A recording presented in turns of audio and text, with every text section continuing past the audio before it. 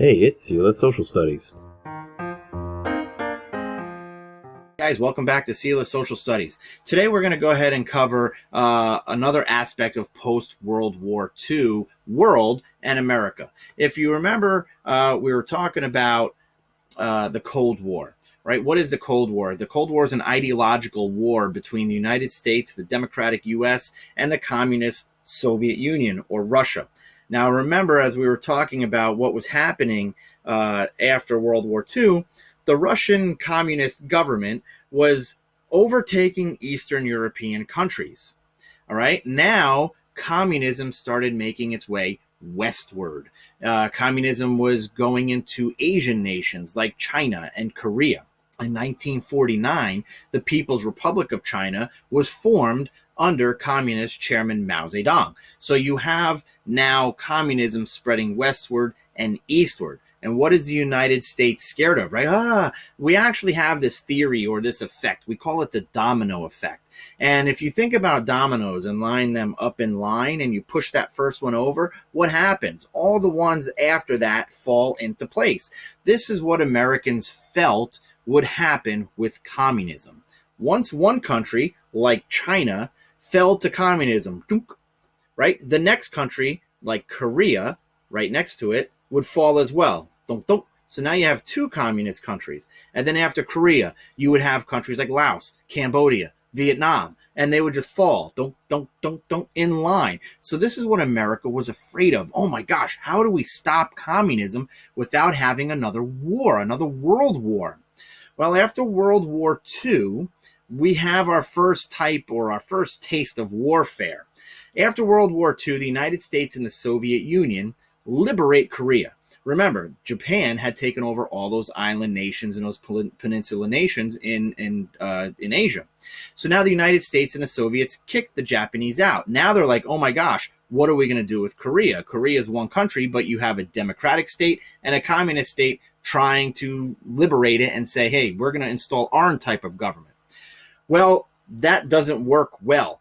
After World War II, Korea is divided at the 38th parallel, kind of like in half almost.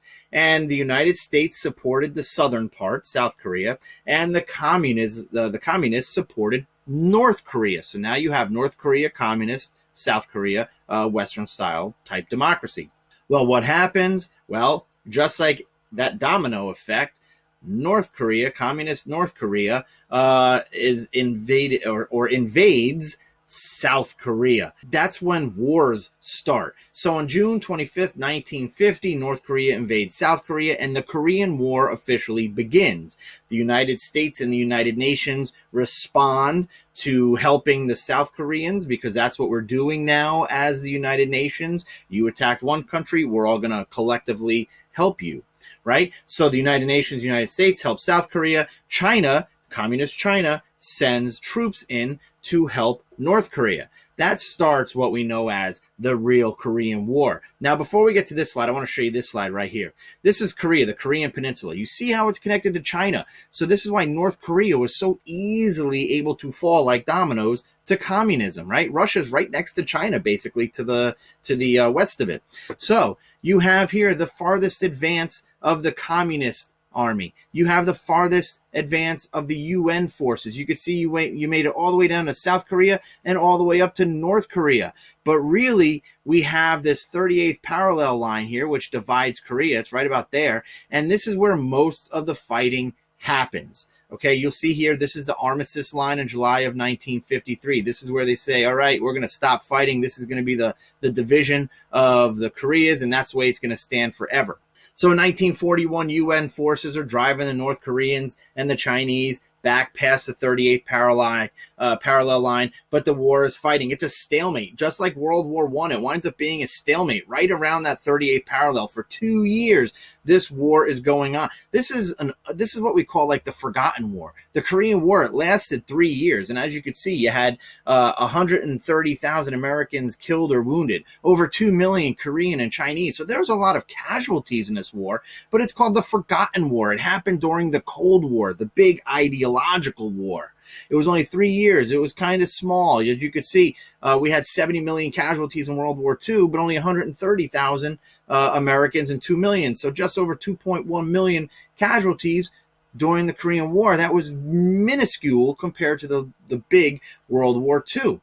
Harry Truman has the chance to end the Korean War early by dropping the atomic bomb on Korea. Douglas MacArthur's like, you need to drop this bomb. And Truman's like, you're fired. So Truman fires MacArthur, and because so many people like MacArthur, you have that gentleman on top. Dwight D. Eisenhower gets elected president in the 1952 presidential election. Right in the middle of the war, we actually elect a new president because people did not agree with Truman. They liked Eisenhower because he was the general during the invasion of Normandy. So the Americans were all behind Dwight D. Eisenhower. So I feel bad that the Korean War is only 2 slides on my presentation here, but it's a small war. It did a lot of fighting. It really didn't gain much ground, as you could see on the map here.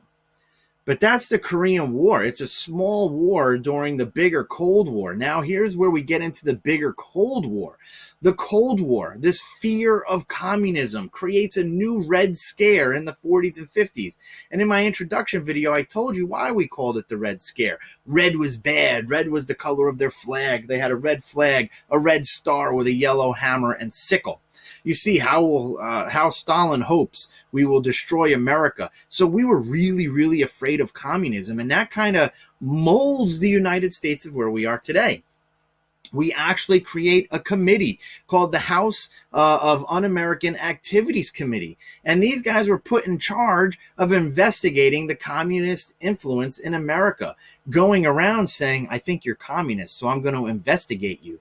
And you'll see that we have a big problem with this. In 1947, the HUAC launched hearings to expose supposed communists in the movie industry.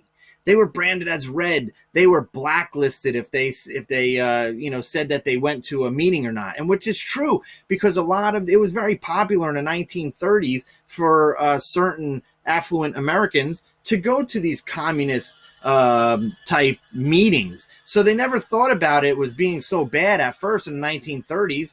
Communists weren't really our enemies yet. So you have actors and directors refusing to answer. You have actors and directors that answer and lie. You have them saying, I hate the communists. I am 100% red, white, and blue American, and I love America. Well, this is like the problem. Future President Ronald Reagan is actually in charge of the Screen Actors Guild at that time, and he is going to court testifying about some of these actors and actresses and directors involved in communism.